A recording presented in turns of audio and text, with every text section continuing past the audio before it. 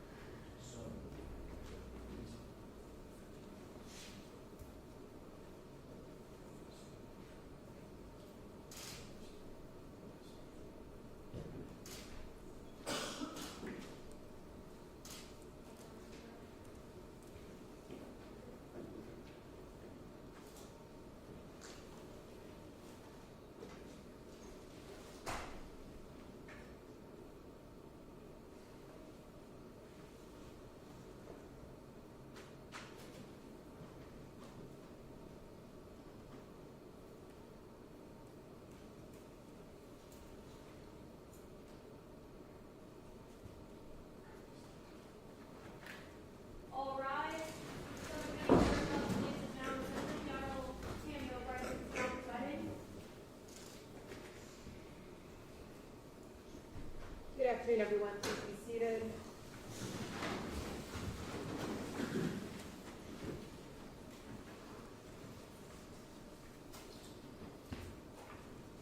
This is State of Ohio versus Deshawn Stafford and Tyler Stafford, 2022-07-2498, defendants A and B.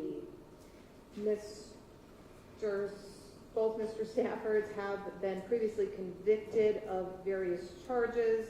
Defendant A, Deshawn Stafford, has been convicted of aggravated assault, a felony of the 4th degree, and assault, a misdemeanor of the 1st degree. Tyler Stafford has been convicted of assault, a misdemeanor of the 1st degree. We are set for sentencing this afternoon. I did order pre-sentence investigations. I have seen those, and I will look to counsel to confirm that you have received those pre-sentence investigations as well. Ms. Shuki, on behalf of the state? We have, Your Honor. Okay. Mr. Deshawn Stafford is present in court in the custody of the sheriff, represented by Attorney John Sin. Mr. Sin, have you seen that PSI? I have, Your Honor. And Mr. Tyler Stafford is present in court, represented by Attorney Don Gallick. Mr. Gallick. Saw and heard you. All right. Very good. If you're speaking, if you could all just make sure that your mics are on so that everyone who is here remotely can also hear. We are, I assume, counsel prepared to proceed to sentencing at this time. Correct? Yes. That's correct. Very well.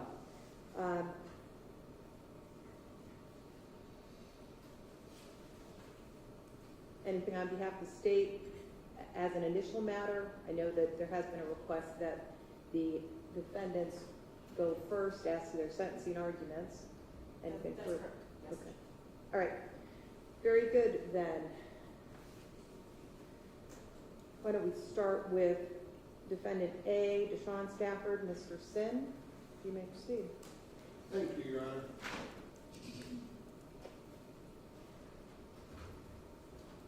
May it please the court. This is a very emotional day, Judge. Obviously, it's very emotional. We've got a lot at stake. But there are certain formalities that we need to discuss just to set expectations here. My client, Deshawn Stafford, was found guilty of a 4th-degree felony. He's currently in custody. And he's going to be given an appeal because that's what we do. We give appeals after a finding.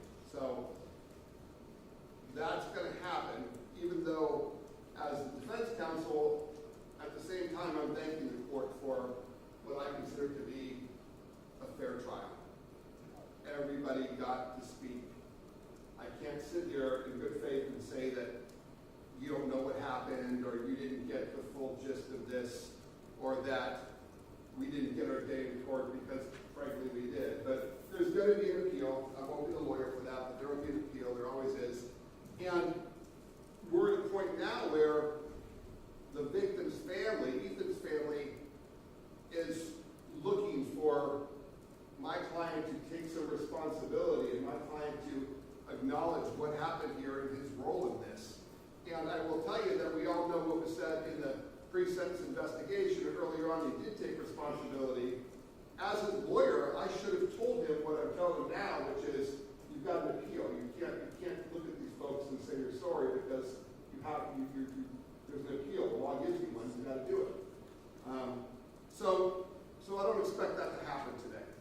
Likewise, I've got a group of folks here to tell you what a great kid my client is and why you should go one way or the other. And that's very effective strategy in a normal case where you didn't hear everything, where someone pled guilty and you know nothing about them, and you need to know who these people are, and these people are. You know all that. We did all that. I can't imagine anybody could have a better view of this tragedy than you. And that's what it is. It's a complete tragedy. And there's nothing I can tell you don't know. But I would respectfully ask the court for indulgence, and I would remind the court of what the court already knows, and that's that When I stood up here in the trial and I said, give me a criminal rule 29, give me a directed verdict, throw this case out because of this, and this, you said, Mr. Sin, we're almost done. I'm not taking this away from the jury. I'm not going to do that. I'm not going to interfere with the jury. You've had your day in court, you've had your trial, let a jury decide it. And if everything goes one way, deal with it. The other way, deal with it. We all agree to that, and we gave it to a jury. And we're here for a fourth-degree felony. We're not here for what could have been or what may be in the future. My client is responsible for a fourth-degree felony, and the law talks about fourth-degree felonies. In fact, what these folks don't know is that you don't just get to, judges don't just get to flip a coin. You're given guidelines and you're given sentencing factors, and you know them like the back of your hand. I know you do. But it's a fourth-degree felony. There's a presumption under the law that he get community control. There's a presumption for that. That's what the lawmakers in Columbus who don't know anything about this family or anything about the Ethan that could have been tell you do on a fourth-degree felony. And every day you deal with fourth-degree felonies. And every month you have dozens or hundreds, who knows? And you treat them a certain way. And in this case, no matter what the jury could have done, what they did was a fourth-degree felony, and you go through the sentencing factors. And I know one of the factors you're going to look at is this the most serious form of the offense? I get that. And frankly, it could be. I mean, Ethan, there's nothing more serious than a promising young man that's dead. There's nothing more serious than that. There's no way to make that right. There's no way to factor that into some legal equation. You can't factor in the hurt that these folks have.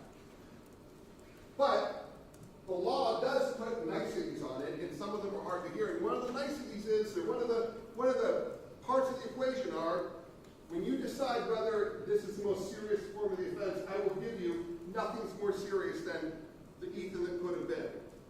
But you do have to look at the factors, and one of the factors is, did the victim facilitate the commission of the offense?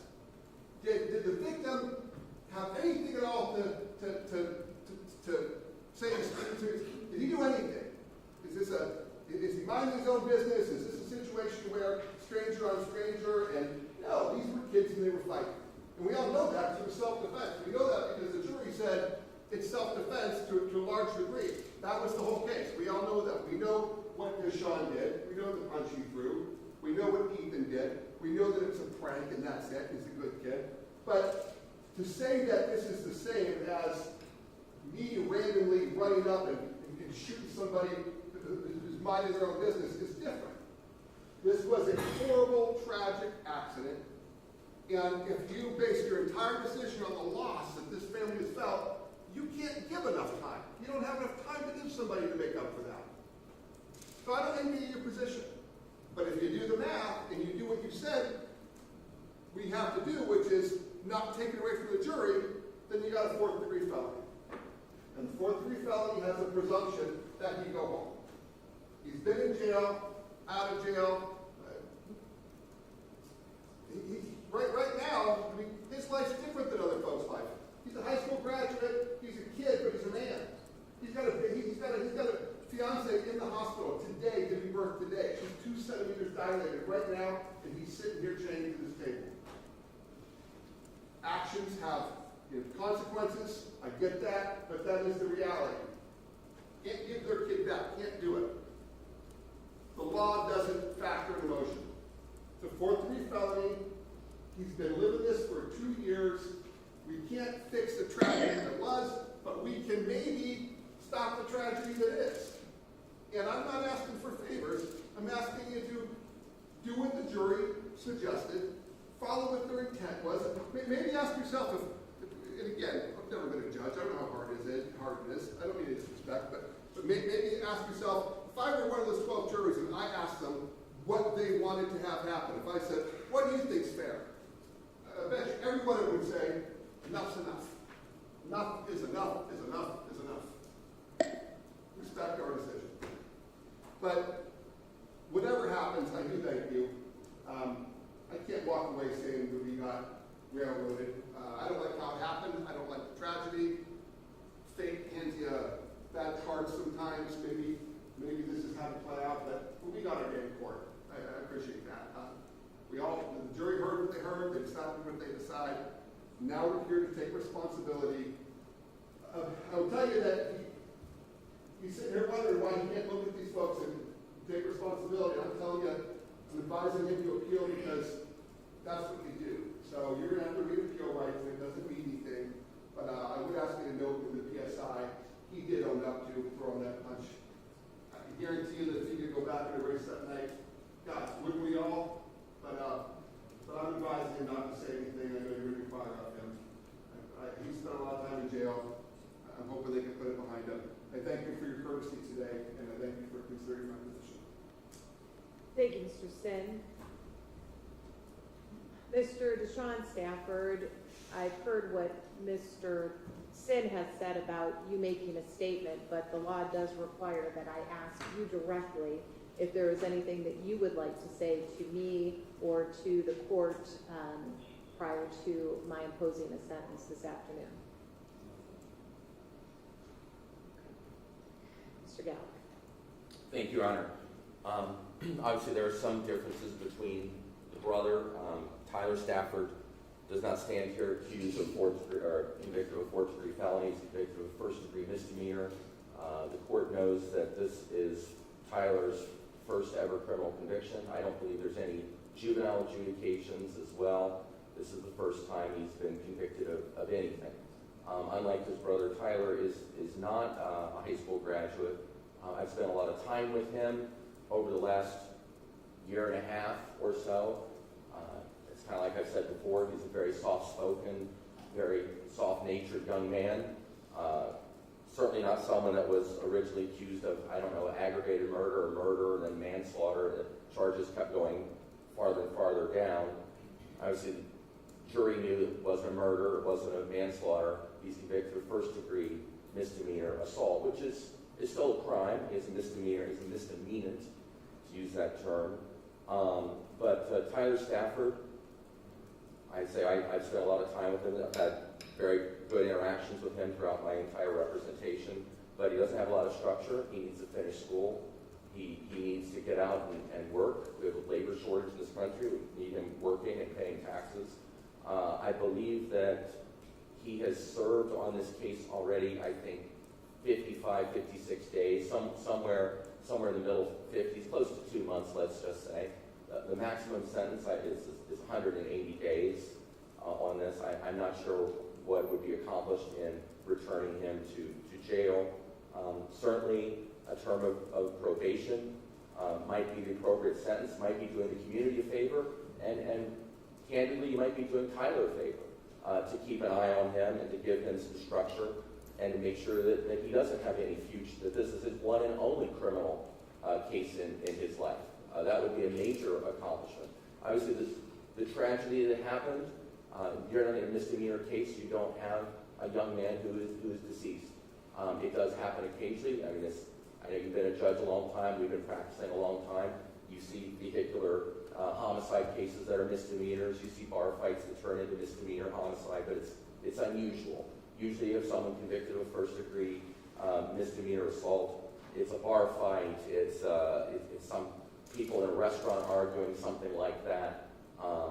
And for someone to be convicted of a first-degree misdemeanor, their first ever offense, they're not going to do 2 months in jail.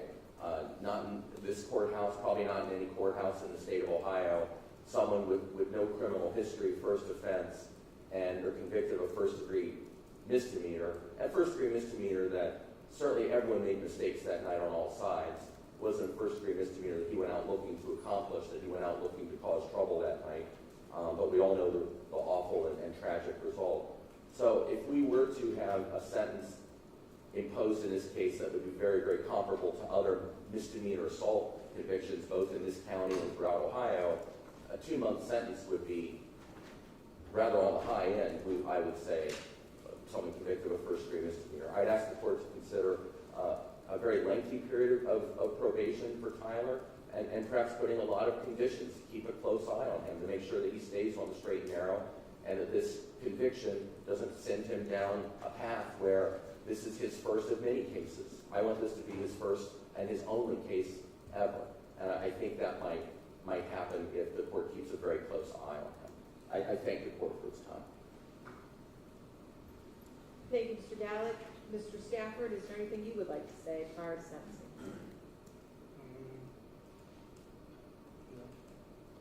Okay. Anything further on behalf of the defense? Yeah, yeah. Ms. Schucki? Your Honor, I'm sorry. Oh, no. Okay. Never mind. No one to speak on behalf of the defense? I've discussed it on behalf of my client. You have the right to speak. There are a lot of folks here to support, but again, we've all been here the whole time. We are just going to leave this to you, so thank you. Fair enough. Okay. Thank you.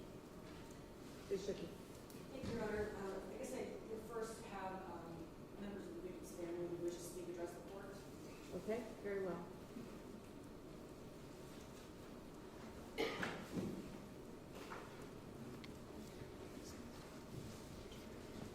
Mr. Lyman, hello. I know you've been here. We've seen each other a lot. We have never spoken, and so if you would please just state your name for the court reporter, and then I'm happy to hear from you. My name is Bill Lyman. Okay, go ahead. People have asked how our family keeps going. To be honest with you, I have no idea. People have asked how we're feeling. Again, I don't even have the words to explain it. How am I supposed to feel? My son was brutally assaulted and was killed by the actions of 3 men because he made a bad choice to fool around with a child's water toy. And the jury somehow called that self-defense. And none of the 3 now are going to be held accountable.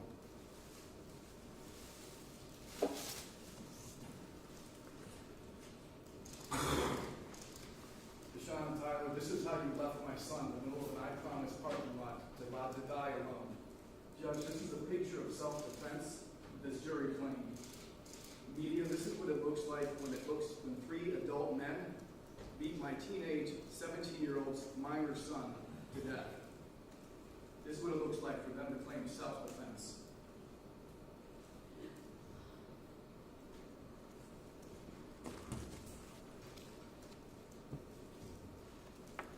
It does not look like self-defense to me in the theory of the one punch. The night that you and your cousins attacked and took my son's life, Deshawn, you already had a warrant out for your arrest. It was issued on May 12, 2022, because you failed to follow through on a treatment program from a previous arrest. If you had followed through, perhaps you would have made different choices, but you didn't do that. Ever since June 2nd, 2022, I wake up every night between 1 o'clock and 3 o'clock a.m. It's not because I want to. I wake up at that time period because that was the time period in which I found out that my son was killed by the police. The police let me know that my son had been killed. I can't sleep anymore. My question is, do you lie awake every single night reliving June 2nd? Because I do. I start each day thinking about what you and your cousin did to my son, Ethan. Every time I drive by the I Promise school, I am filled with absolute heartache and fear. If only I could have been there to help my child that night. If only I could have held my son in my arms one more time. But you stole that opportunity away from me. I pulled into the parking lot to sit in the spot where my son was killed. I've sat in the dark bloodstain in that parking lot where my son's life drained away. Every moment of the day, I continue to rethink all of the choices you could have made that would have made a difference not only for my child, but for you as well. After you and your cousin ran away from Ethan's friends, you could have chosen to call the police if you believed you were wrong. You didn't do that. You could have left the area if you believed you were in danger. You didn't do that either. You chose to go across the parking lot and engage Ethan, who at that point was still sitting in his car until you came over to the car. When Ethan was beaten unconscious, you made the choice to further attack him. You then attacked the one person who was trying to get help for Ethan as he lay on the pavement dying. Did you make any attempt to stop? Did you do anything to help a helpless person dying on the ground? You didn't. You chose to stand in the way of any help that Ethan could get by attacking the person who was making the 911 call and making that call come to an end. You attacked his friends, you destroyed cell phones, you moved the car, destroying a crime scene. For some reason, you weren't charged for any of those things, and I have no idea why. You then went and fled the scene, You had somebody take off your license plate from your car and hid your car. That's not the behavior of innocent people. And somehow this jury decided that's self-defense. The jury clearly lost its way, ignored evidence, and believed an uncorroborated, unsupported, self-serving statement that's not backed up by any evidence whatsoever. From what I've heard, this is called clearly jury nullification.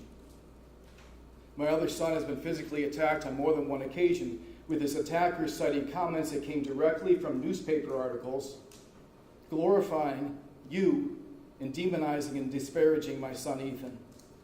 They told him they were going to stomp his head in like his brothers. My son is being gravely affected by this. We are not certain how life is going to turn out. People have sent our family emails and harassed us online because of the choices you have made. One of those stands out in my mind where the author was laughing because you and your cousin crushed my son's head like a watermelon. I've turned those emails into the police, but they say they can't do anything about it. It's just another example of what our lives have become since you made your choices that resulted in the death of my son on June 2nd. Our mental health is gone and we are devastated. Ethan had dreams of his senior year in high school playing sports. He was going to graduate with honors to go off to college at Ohio State. What the prosecutors failed to say about my child during the trial, they didn't humanize him, was that he spent weeks of his summers going with me to impoverished people across our nation. He would feed people who were hungry, he helped to fix their homes, he repaved their driveways. Since Ethan was a really little boy, he stood out at Grace Park in Akron right by my side, clothing and feeding people who have absolutely nothing because he cared about people who are hungry. Your actions led to the death of that child. All of the good that Ethan accomplished in his life lies dead in the ground now because of the choices you two made. I lie down in the dirt of my son's grave just wishing I could be near him again. You've stolen away the life and the dreams I've had as a father. Very soon your life just gets to move on. Ours never will. Our understanding of our world died on June 2nd. Our faith in the justice system died this fall. I will only live so much longer. I'm not going to live forever.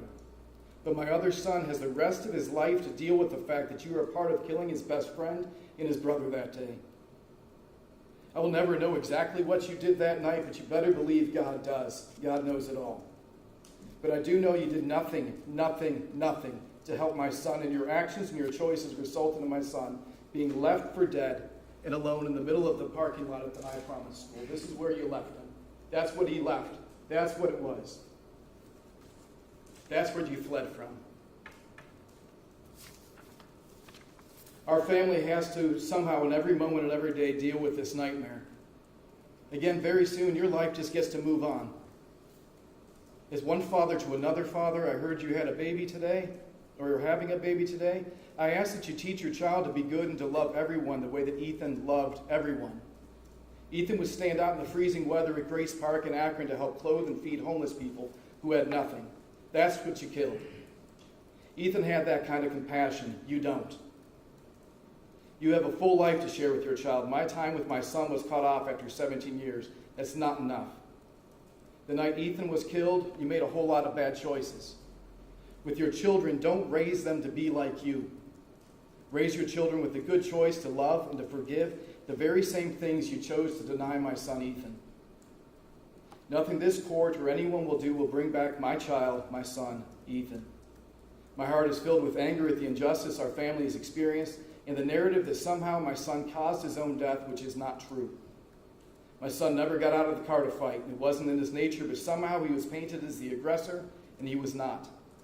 So, Your Honor, considering the fact that this felony is considered a low-level felony, these are just misdemeanors, I would request that your sentence for both of these individuals to be the absolutely max allowed by law.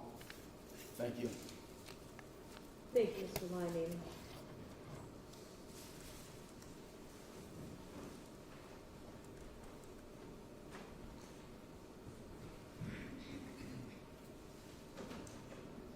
Good afternoon, ma'am. If you can state your name, please, for the court reporter. It's Christy Lang. I'm Ethan's aunt and godmother. I ask your permission to address the defendants directly. Yes, you may, ma'am. And for the record, I do have written statements from Ethan's aunt and Ethan's mom. I believe that you're going to present most of that here in court today. I also have a short letter that was written by Ethan's younger brother. So just for the record, I do have those in my file, and I have reviewed those. Go ahead.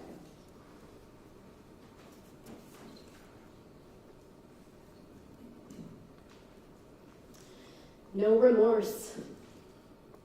You have shown no remorse for your actions in causing the death of our beloved Ethan. You showed no remorse when the three of you beat Ethan, even as he lay dying on the pavement. You showed no mercy in the aftermath, instead turning your attention to terrorizing his friends and vandalizing his car, not seeking help when it was obvious that he wasn't getting up again. You know what you did. You said it yourself. I hit him and he went to sleep. You know what you did. And aren't you lucky now that some people actually believe it was the pavement that killed him and not the punch you threw? You showed no remorse in the immediate aftermath of his death. You could have called the police. You showed no remorse in the days, the hours, the week following his death until your arrest, removing the license plate from your car, parking it where it wouldn't be noticed, when instead you could have turned yourself in. Your attorney made much of the early hours of your arrest, but you could have prevented that had you only had some remorse.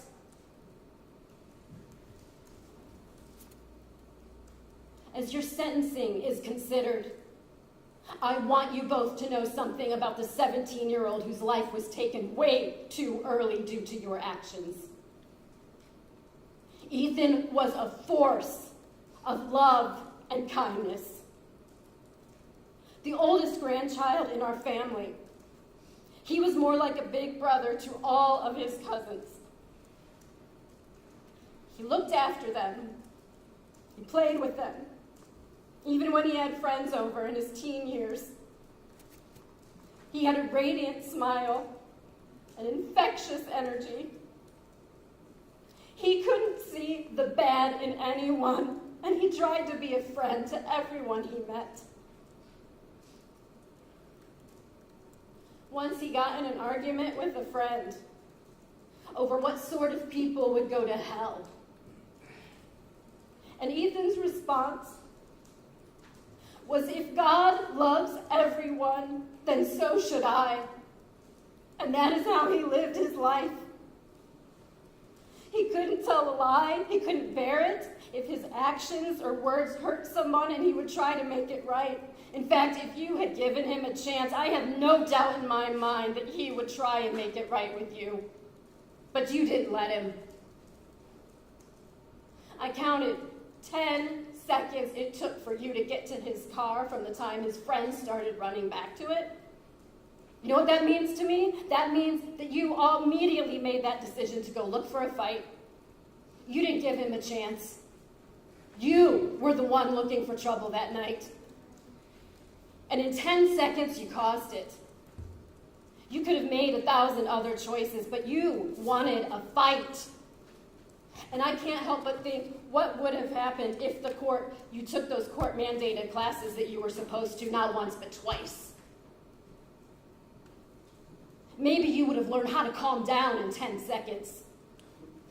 But no, you ran to Ethan and you threw the first punch.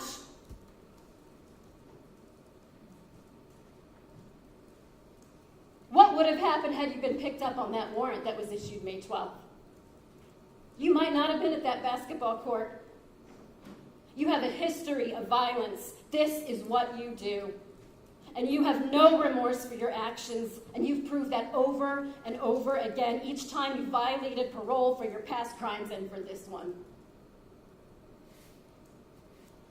So let me tell you what life has been like for my family, starting with the early morning of June 3rd, 2022. My children, who were 11 and 8 at the time, were supposed to have their last day of school. Instead, our daughter woke up and found us sitting in shocked silence on the couch, but she looked at us and she knew something was wrong. She stopped on the stairs, and before we could say anything, the first words she blurted out in a panic were, "Did somebody die?" Trying to comfort my children when I was lost in my own grief is something I will never forget. It took about a week for my kids to gain the courage to ask me, "Do we know yet how Ethan died?" And as I struggled to find the words to explain to them his death in the simplest way I could without lying them, because I will not lie to my children about how you killed Ethan, I was struck by the horror on their faces. And they replied, "Why would someone do that?" I have no words to explain your actions. On June 6, 2022, Ethan was supposed to have his first college visit. Instead, we were planning his funeral, picking out his gravesite. I want you to know and remember these words from the undertaker. "There was a lot of bruising. You may want to consider long sleeves." I was brought back to that moment as I had to sit in this courtroom and watch you kill Ethan. And when I listened to the medical examiner say there's no cuts on his right hand, when Ethan was right-handed, was he even able to defend himself when it was 3 against 1? Ethan's death is like the glass shattering. Our grief and sadness are so obvious, like big pieces of broken glass, and we know how to cradle those sharp pieces carefully because they cut us and it hurts. But some moments hit us unexpectedly, like the sting of being cut by a tiny shard of glass we didn't see, and we never know when it will stumble upon these slivers that cut us to the core. One sliver that cut me is when my son confessed he was scared to go to school because Ethan was killed at a school, and he asked, "What if what happens to Ethan happens to me?" You have shattered our family. We were once so close, sharing weekly family meals, celebrating every birthday, holiday, and now we can barely get together because the loss of Ethan hurts so much, and we have no words to comfort each other. We feel lost because he is absent, and he will never join us again. All last summer, my 9-year-old niece said, "I miss Ethan. He was my best friend." We suffered even deeper cuts and continue to do so when we have to endure the public discourse that surrounds Ethan's death from a media and people that are determined to victim blame and victim shame Ethan, printing many falsehoods about him and his character when none of these people knew him or knew us.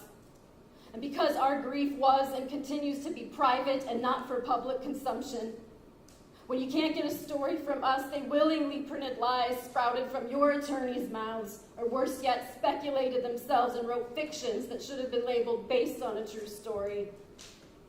We found ourselves helpless and wanting to defend Ethan, a person who didn't need defending in life. We were accused of falsifying his hopes, his dreams, his kindnesses, when the story should have been focused on you. When the story should have asked, "Where's Ethan's phone? Where are his car keys? Where's the money that was in his wallet? Why'd you keep the splat? Was it a trophy? Why did you cause $3,000 in damages to his car? Why did you stop his friends from helping him? Why did you beat him until he died?" There is no closure for us. There's no sense of justice. There's no sentence long enough that will bring back the light that you extinguished. We have a hole in our hearts that will never be filled. So I have my own sentence for you. when you look in the face of your child who smiles back at you with unconditional love as Ethan did, you see the face of Ethan David Liming.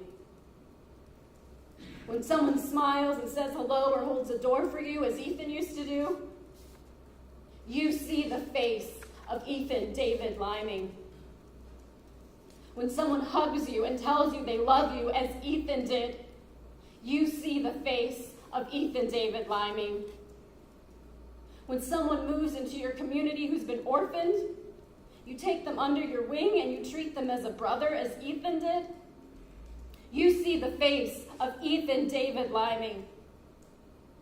When a friend needs a place to stay and you welcome them into your home as Ethan did, you see the face of Ethan David Liming. And if you have the grace to live a long life and you have a grandchild that stops by and says hello just because he was in the neighborhood, as Ethan did, may you see the face of Ethan David Liming.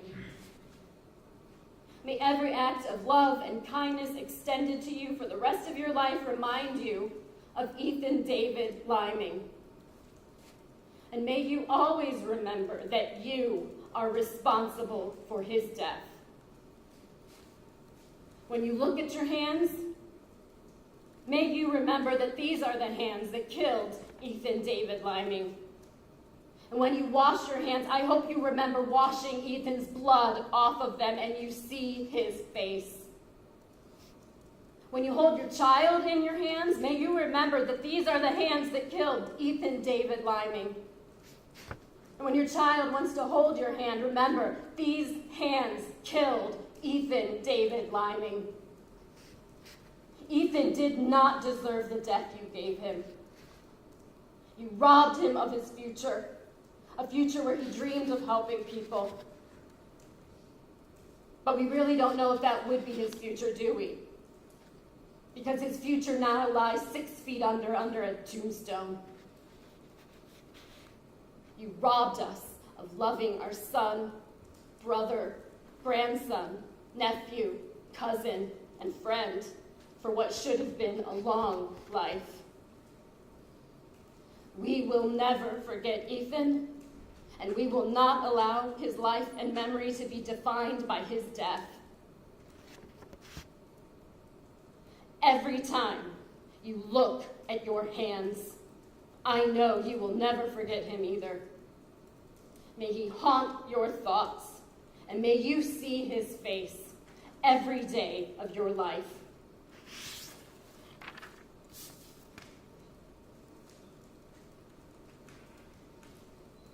Thank you very much.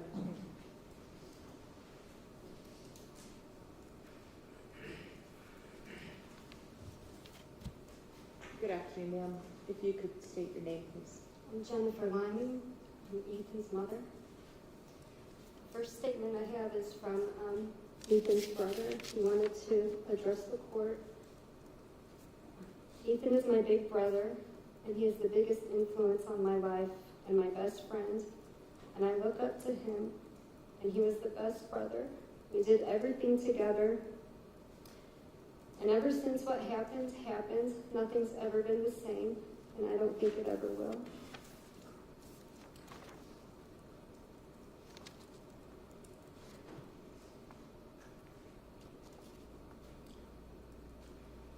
I asked the judge in the court to please give a maximum sentence.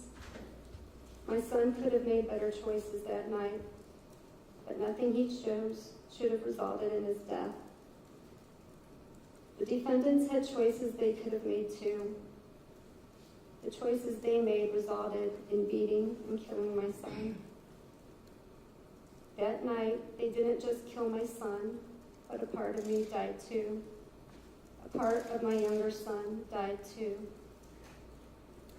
Since the night the police knocked on my door to tell me Ethan was gone, I have been living in a nightmare, praying and hoping I will wake up from it and he will be here.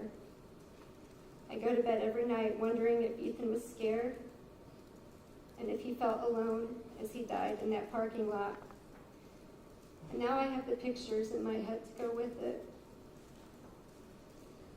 When I finally can get a few hours of sleep, I wake up realizing this is not a nightmare.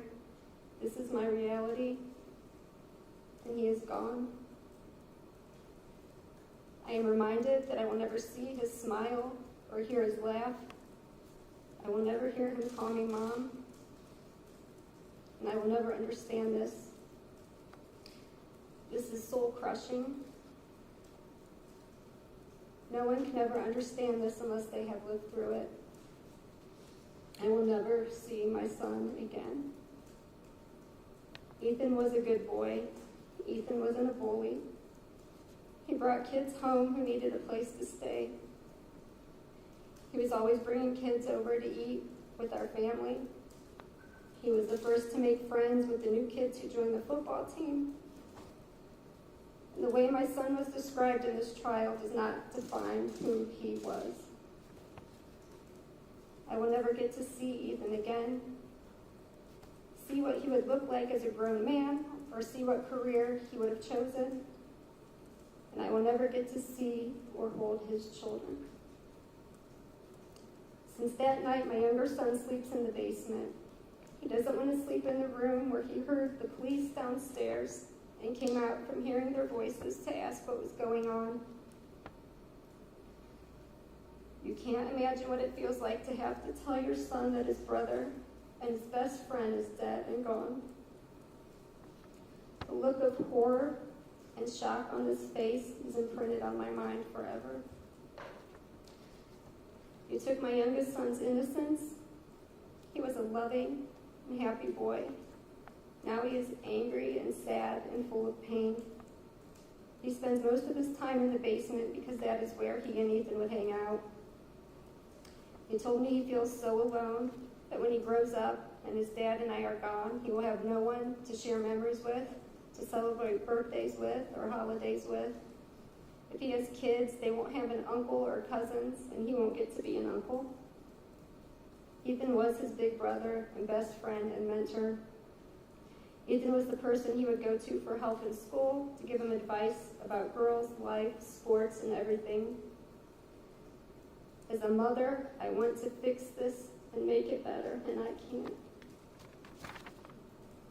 My faith isn't what it used to be. I'm hanging on to it and rebuilding it because it's the only hope I have of ever being with Ethan again. I can't fathom never seeing him again. I wish the defendants would have treated my son the way they would have wanted their child treated if their child made the same choices Ethan made. Would they feel their child deserved being beaten and killed? I ask for the maximum sentence so they have that time to think about what they did, how they could handle themselves better in society. The defendant repeatedly went against the court's instructions when on home arrest. I feel giving him the maximum sentence will show him that he has to abide by the laws and not take matters into his own hands.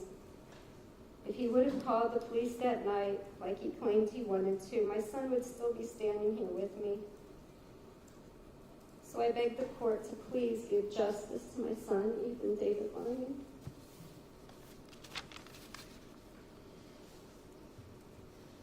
Thank you very much. Ms. Sept.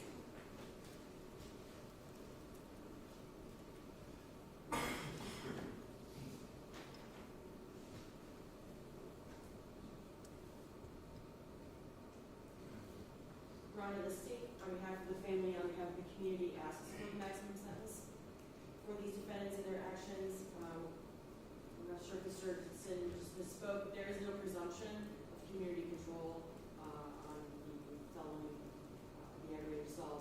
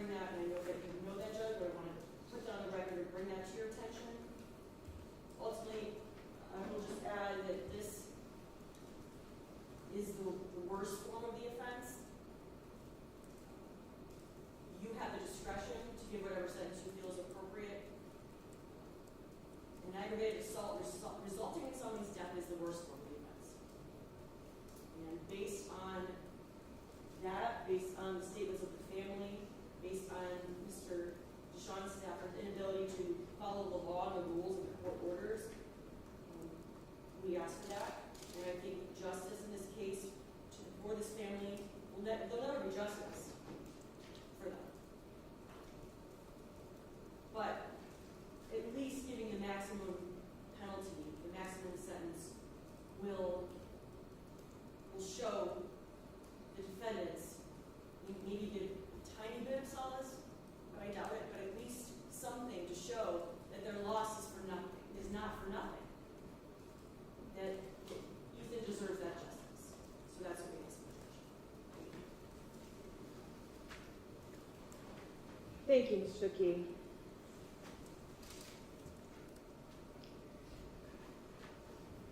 So, this case has been particularly difficult for everyone. It's been difficult factually, legally, and certainly emotionally. And to that point, I first want to express my deepest sympathy to the Lyman family. Our entire community is heartbroken and sorry for your loss. I have sons. I have sons who were high school athletes and college athletes, and I cannot imagine your pain. If there was any way to change those 75 seconds last summer, I don't know a single individual that would not do so. It only took 75 seconds to change both of these families forever. And in those 75 seconds, I can count at least a half a dozen and probably more decisions of everyone involved that, had they chosen a different course of action, Ethan's death might have been avoided. This really was, unfortunately, a perfect storm of poor decisions by all of these young men. I'm going to start with defendant B, Mr. Tyler Stafford. Mr. Stafford has been found guilty of a single count of misdemeanor assault. I'm first going to note that defendant C, Mr. Donovan Jones, was also charged and previously found guilty of misdemeanor assault. However, he was charged only in relation to his interactions with Mr. Stefanko and Mr. Shady. Mr. Jones was not charged in relation to Ethan Lyman, or maybe more specifically and accurately, he was charged but then was not indicted after the grand jury with any actions in relation to Mr. Lyman. I point that out only to distinguish the sentence that I'm going to impose on Mr. Stafford with the sentence that I imposed on Mr. Jones.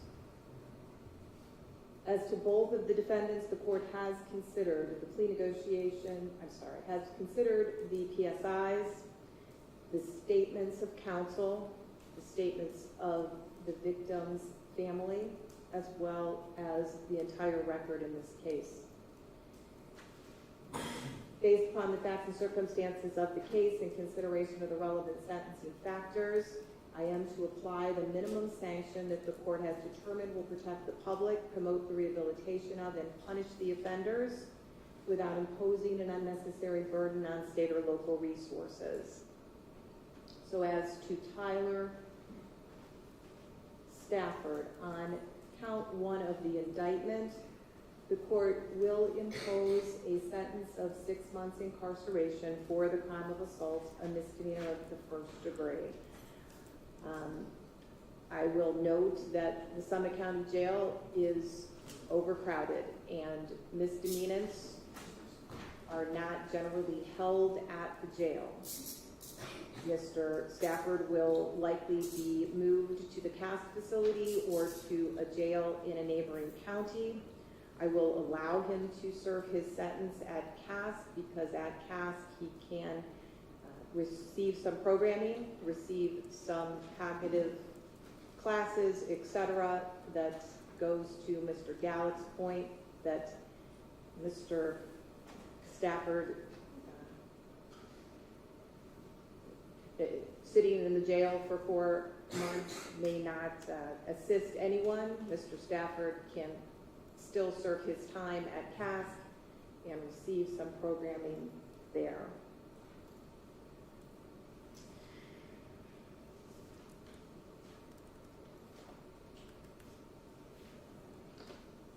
As to defendant A, Mr. Deshawn Stafford. As I stated, Mr. Stafford has been found guilty of 1 count of aggravated assault, a felony of the 4th degree, and 1 count of misdemeanor assault. A few things about the law related to sentencing on these counts. First, pursuant to statute, whenever a defendant is found guilty of both a misdemeanor and a felony, any period of incarceration imposed for those offenses must be served concurrently or at the same time. Second, pursuant to statute, while there may not be a presumption of probation, certainly I agree with Mr. Sin that many 4th degree felonies do result in probation. For most felonies of the 4th degree, indeed, Ohio law, under the TCAP statutes, requires those sentences to be served in the local jail and not in the state prison system. However, where the offense is an offense of violence, as is the crime of aggravated assault, and where the seriousness of the offenses is considered and other factors are present, a prison term may be imposed. In this case, the maximum prison term that the court could impose is 18 months incarceration. I have considered all of the relevant factors. I do believe that this case is among the most serious forms of the offense of aggravated assault. The victim suffered serious physical harm, and the sentence will be proportional to the harm caused. The defendant also has a misdemeanor crime of violence and a felony offense as a juvenile, and he did have violations of pretrial supervision and GPS monitoring, which may indicate a likelihood that community service or community control would not be successful.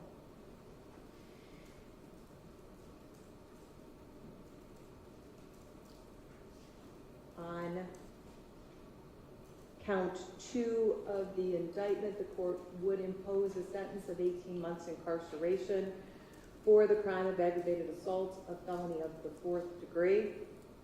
On count 4, the court would also impose 6 months of jail sentence for the crime of assault, a misdemeanor of the 1st degree. Again, pursuant to Ohio law, those would be served concurrently for a total of 18 months incarceration. Mr. Stafford, you may also be subject to up to a 2-year period of post-release control following your release from prison. If you violated the conditions of that supervision, the parole board may impose a prison term as part of your sentence of up to 1/2 of your stated prison term.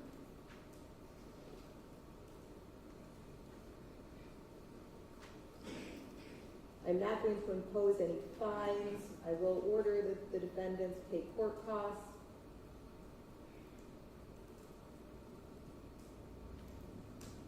You will be given the opportunity to pay those costs on a payment schedule, and if you're not able to do so on a timely basis, you could be ordered to do community service in order to satisfy that cost judgment.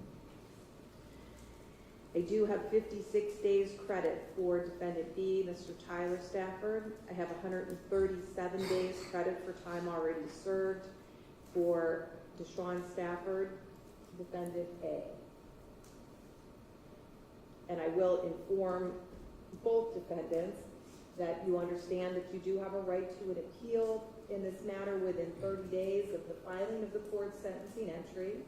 If you're unable to pay for the costs of the transcript, the record, and all relevant documents required for the appeal, they will be provided to you without cost. And if you are unable to pay for an appeal, you are entitled to have the notice of appeal filed without the payment of a filing fee.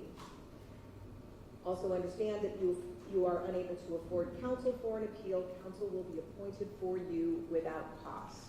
Do you understand that, Mr. Deshawn Stafford?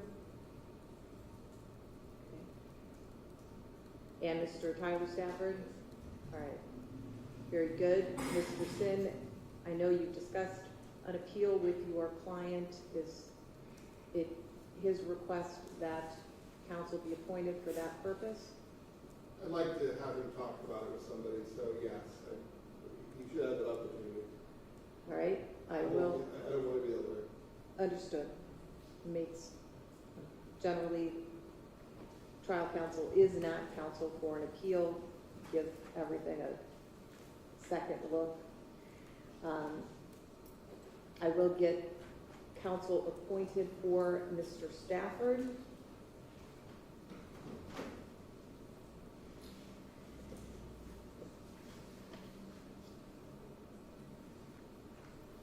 Anything further from council? Your Honor, Tyler Stafford, we haven't decided if he wants to appeal or not. He wants to take time. Okay, very well. You will let me know if an appeal is forthcoming. Ms. Shuki?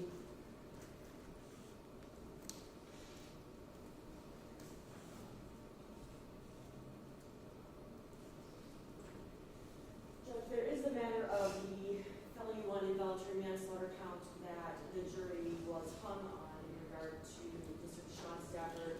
After reviewing that hung jury, after speaking with those jurors, after reviewing the case, the evidence, the trial, the witnesses' statements, and witnesses' testimony, we had numerous meetings at our office about that.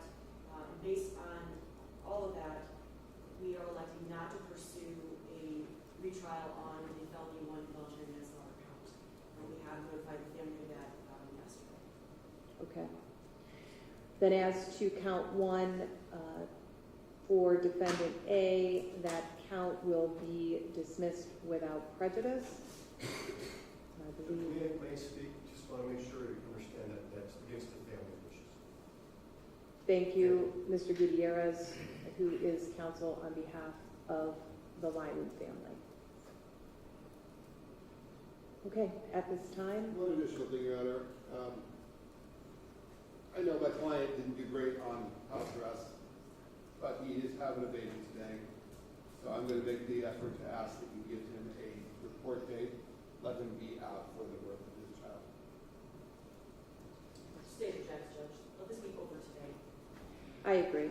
At this time, I think Mr. Stafford should be remanded to custody and continue to serve the sentence. Thank you. Court is in recess. All rise.